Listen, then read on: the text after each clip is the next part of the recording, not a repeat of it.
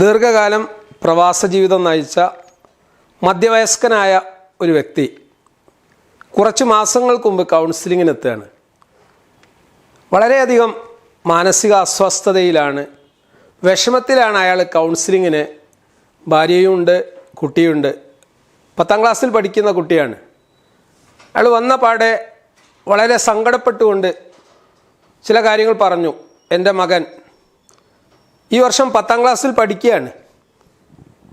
സ്കൂളിൽ നിന്ന് അവൻ പുറത്താക്കപ്പെട്ടിരിക്കുന്നു. ഞാൻ ചോദിച്ചു, എന്താ കാര്യം? അപ്പോൾ അദ്ദേഹം പറഞ്ഞു, അവനെ സ്കൂളിൽ നിന്ന് പുറത്താക്കാൻ വലിയൊരു കാരണമുണ്ട്. ലഹരി കടത്തുമായിട്ട് അവനെ പിടിച്ചിരിക്കുകയാണ്. അവൻ സ്കൂളിൽ വെച്ച് ലഹരി ഉൽപ്പന്നങ്ങൾ മറ്റു കുട്ടികൾക്ക് വിപണനം ചെയ്യുന്നത്, കച്ചവടം ചെയ്യുന്നത് അധ്യാപകർ കാണുകയും അവനെ പിടിക്കുകയും ചെയ്തു.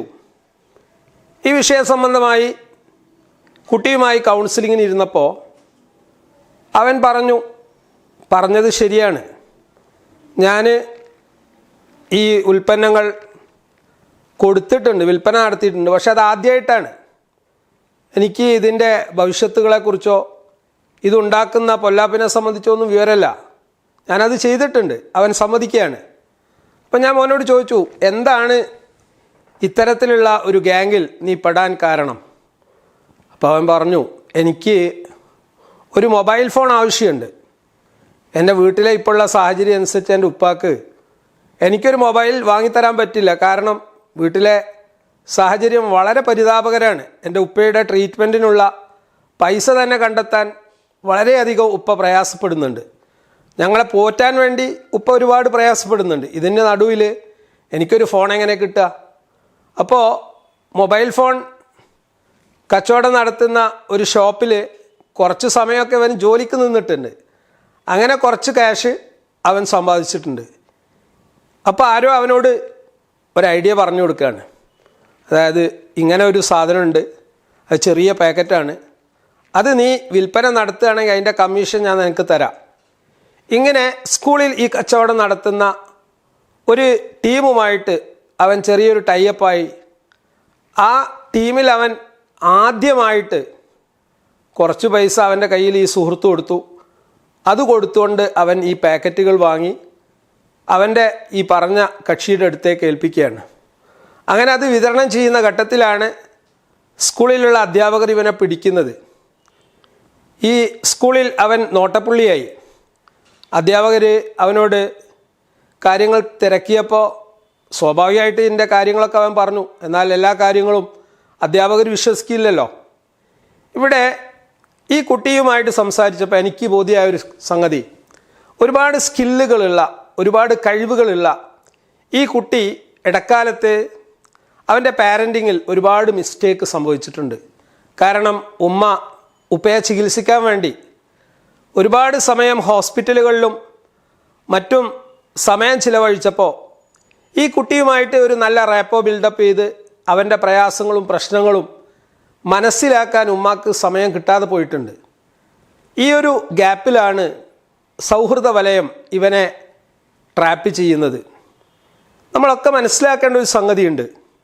കൗമാരത്തിലുള്ള 14, 15, 16 വയസ്സിലൊക്കെ ഉള്ള കുട്ടികളെ സംബന്ധിച്ചിടത്തോളം അവരുടെ മനസ്സിൽ ഒരുപാട് ആഗ്രഹങ്ങളുണ്ടായിരിക്കും.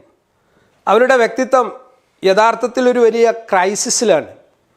വ്യക്തിത്വ പ്രതിസന്ധി എന്ന് പറയും, അസ്തിത്വ പ്രതിസന്ധി എന്നൊക്കെയാണ് അതിനെക്കുറിച്ച് പറയുക. ഞാൻ ആരാണ്? എൻ്റെ ജീവിതം എന്തിനാണ്? ഞാൻ എന്തിനാണ് പഠിക്കുന്നത്? എൻ്റെ കൂട്ടുകാരാരാണ്? ഇത്തരം ഒരുപാട് ചോദ്യങ്ങൾ ഈ സമയത്ത് അവൻ്റെ ജീവിതത്തിലുണ്ടാവും. അതിനൊക്കെ കൃത്യമായിട്ടുള്ള ഒരു മറുപടി അവന് കിട്ടേണ്ടതുണ്ട്. പലപ്പോഴും നമ്മുടെ പാരൻസിന് ഇങ്ങനെ വളർന്നുകൊണ്ടിരിക്കുന്ന കുട്ടികൾക്ക് കൃത്യമായ ലക്ഷ്യബോധം നൽകാൻ സാധിക്കാറില്ല. SLC ക്ലാസ്സിൽ പഠിക്കുന്ന കുട്ടിയോട് പോലും നീ പഠിക്ക് എന്ന് പറയുന്നു എന്നല്ലാതെ ഈ പഠനം കൊണ്ട് ഞാൻ സ്വായത്തമാക്കേണ്ട ജീവിത ലക്ഷ്യം എന്ത് എന്ന് കൃത്യമായിട്ട് പറഞ്ഞു കൊടുക്കുന്ന എത്ര രക്ഷിതാക്കളാണുള്ളത്? അതുകൊണ്ട് തന്നെ ഈ കുട്ടി മിസ്ഗൈഡഡ് ആയതിന് നമ്മുടെ രക്ഷിതാവ് കൂടി ഉത്തരവാദിയല്ലേ? കാരണം ഈ കുട്ടി മയക്കുമരുന്നിൻ്റെ ആ ഒരു ലോബിയിലേക്ക് അകപ്പെട്ടിട്ടുണ്ടെങ്കിൽ അതിന് ഉത്തരവാദി സമൂഹം കൂടിയാണ്. കാരണം കൗമാരത്തിലുള്ള ഇത്തരം കുട്ടികളെ ട്രാപ്പ് ചെയ്യാൻ വേണ്ടി മയക്കുമരുന്ന് മാഫിയ കൃത്യമായ വല വിരിച്ചിട്ടുണ്ട് എന്നാണ് നമ്മൾ ആദ്യം മനസ്സിലാക്കേണ്ടത്. ഓരോ കുട്ടിയും കൗമാരത്തിൽ വളർന്നുകൊണ്ടിരിക്കുകയാണ്. അവരുടെ ജീവിതത്തിൽ പുതിയ ഉൽപ്പന്നങ്ങൾ അന്വേഷിച്ചുകൊണ്ടും പുതിയ അനുഭവങ്ങൾ തേടിക്കൊണ്ടും അഡ്വഞ്ചറസ് ആയ റിസ്കി ആയിട്ടുള്ള കാര്യങ്ങൾ അന്വേഷിക്കുന്ന ഒരു പ്രകൃതം ഈ പ്രായത്തിൽ സ്വാഭാവികമായിട്ടും ഉണ്ടാവും. അപ്പോൾ ഇവിടെ വല വിരിക്കുന്ന ഒരാളുടെ വലയിൽ ഇത്തരം കുട്ടികൾ വളരെ പെട്ടെന്ന് ട്രാപ്പിഡായിരിക്കും. അതുമാത്രമാണ് ഈ കുട്ടിയിലും സംഭവിച്ചത്. എന്നാൽ കുറഞ്ഞ ദിവസങ്ങൾക്കുള്ളിൽ 3000-ഓളം രൂപ ബിസിനസ് നടത്തിക്കൊണ്ട് സ്വന്തമാക്കാൻ ഈ കുട്ടിക്ക് സാധിച്ചിട്ടുണ്ട്. കാരണം അവനൊരു മൊബൈൽ ഷോപ്പിൽ താൽക്കാലികമായ ജീവനക്കാരനായിട്ട് ജോലി ചെയ്തപ്പോൾ അവിടെ സെക്കൻഡ് ഹാൻഡ് മൊബൈൽ കച്ചവടം നടത്തിക്കൊണ്ടാണ് 3000 രൂപ അവന് ഉണ്ടാക്കിയിരിക്കുന്നത്. കുട്ടികളിൽ അന്തർലീനമായിട്ടുള്ള ഇത്തരം സ്കില്ലുകൾ, നൈപുണികൾ കണ്ടെത്തിക്കൊണ്ട് അതിനെ മോട്ടിവേറ്റ് ചെയ്ത് കൃത്യമായ ലക്ഷ്യബോധം ഈ കുട്ടികൾക്ക് നൽകുക എന്നുള്ളതാണ് ഏറ്റവും പ്രധാനപ്പെട്ട കാര്യം. പലപ്പോഴും നമ്മുടെ സമൂഹത്തിൽ നടന്നുകൊണ്ടിരിക്കുന്ന പ്രവണത എന്ന് പറഞ്ഞാൽ ഏതെങ്കിലും ക്രിമിനൽ പശ്ചാത്തലത്തിൽപ്പെട്ട ഒരു കുട്ടി നമ്മുടെ മുമ്പിൽ പെടുകയാണെങ്കിൽ അവനെ വീണ്ടും ഒരു ക്രിമിനലാക്കുന്ന, കുറ്റവാളിയാക്കുന്ന അഭിപ്രായ പ്രകടനങ്ങളാണ് സമൂഹത്തിൽ നിന്ന്, വ്യക്തികളിൽ നിന്ന് ഉണ്ടാവാറുള്ളത്. നേരെ മറിച്ച് ഇത്തരം കുട്ടികൾ പ്രത്യേക ശ്രദ്ധ അർഹിക്കുന്നവരാണ്. പാരൻറ്റിങ്ങിൽ മിസ്റ്റേക്ക് സംഭവിച്ചതുകൊണ്ടാണ് ഇത്തരം കാര്യങ്ങൾ സംഭവിക്കുന്നത്. അതുകൊണ്ട് ഒരു കൗൺസിലർ എന്നുള്ള നിലയിൽ എനിക്ക് പറയാനുള്ളത്, നമ്മുടെ കുട്ടികൾ സ്കൂളിൽ പോകുമ്പോൾ അവർ നല്ല കൂട്ടുകെട്ട് സ്വീകരിക്കാം, ചീത്ത കൂട്ടുകെട്ട് സ്വീകരിക്കാം. ചീത്ത കൂട്ടുകെട്ടിൽ പെടാതിരിക്കാനുള്ള കൃത്യമായ മുന്നറിയിപ്പ് ആ കുട്ടിക്ക് നൽകുക എന്നുള്ളത് സമൂഹത്തിൻ്റെ രക്ഷിതാക്കളുടെ ബാധ്യതയാണ്.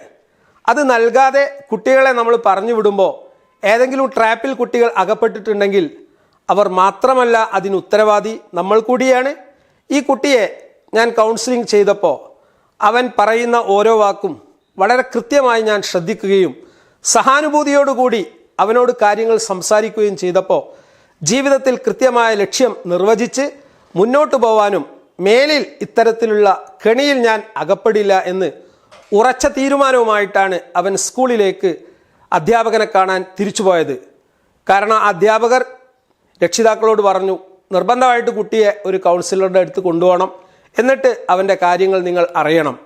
ഇതിൻ്റെ അടിസ്ഥാനത്തിൽ കൂടിയാണ് ഒരു കൗൺസിലറെ കാണാൻ വേണ്ടിയിട്ട് ആ രക്ഷിതാവ് കുട്ടിയെ കൊണ്ടുവന്നത്. പ്രിയപ്പെട്ടവരെ, നമ്മുടെ സമൂഹത്തിൽ ജീവിക്കുന്ന ഇത്തരത്തിലുള്ള ഒരുപാട് കേസുകളുണ്ട്. ആ കേസുകൾ കൈകാര്യം ചെയ്യാൻ പ്രാപ്തമാക്കുന്ന അല്ലെങ്കിൽ കുട്ടികളുടെ പ്രശ്നങ്ങൾ പരിഹരിക്കുന്ന ഒരു സ്ഥാപനം പുളിക്കൽ ചൈതന്യം എന്നുള്ള പേരിൽ ഈ അടുത്ത് പ്രവർത്തനം ആരംഭിച്ചിട്ടുണ്ട്. ആ സ്ഥാപനത്തിൽ ഇത്തരത്തിലുള്ള പ്രശ്നങ്ങൾക്ക് പരിഹാരം നിർദ്ദേശിക്കുന്ന കൗൺസിലിംഗ് കൃത്യമായി നൽകിക്കൊണ്ടിരിക്കുന്നു.